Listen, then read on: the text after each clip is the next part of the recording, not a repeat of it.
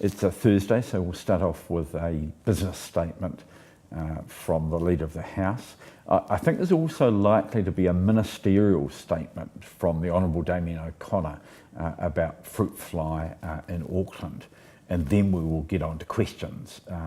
Kiri Allen to the Minister of Finance about the tax working group, Paula Bennett to the Prime Minister about the whether she stands by all the government's statements, policies and actions, Amy Adams about the tax working group, Greg O'Connor on disability issues, especially employment conditions, Paul Goldsmith to the Minister for Regional Economic Development about tax on business, Clayton Mitchell to the Minister of Foreign Affairs about foreign trafficking of humans or slavery, Jackie Dean about Minister of Small Business, the cost to small business of government's policies, Jenny Marcroft on the Provincial Growth Fund, Joe Hayes to the Minister for Whanaora about whether the government believes in it or not,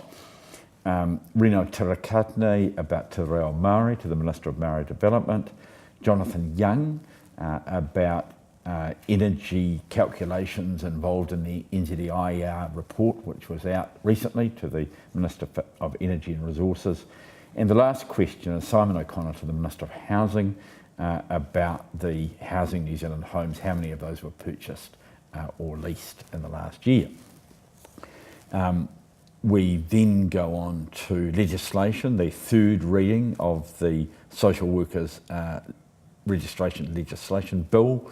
This is one which has taken quite a long time to work its way through the Parliament, a bit changed from how it started off, but really it's designed to make sure that social workers are competent and effective and fit to practice. Then we have three what we call omnibus bills, three bills that are going to go through the House together. They're all called regulatory systems bills. One's economic development, one's housing, and one's workforce, all in the name of David Parker.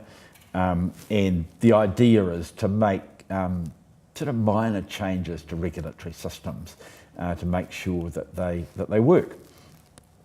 The Crimes Amendment Bill, we might get on to the third reading of that in the name of Andrew Little. It repeals the year and a day rule contained in section 162, something that has been quite important in some of the discussions around Christchurch.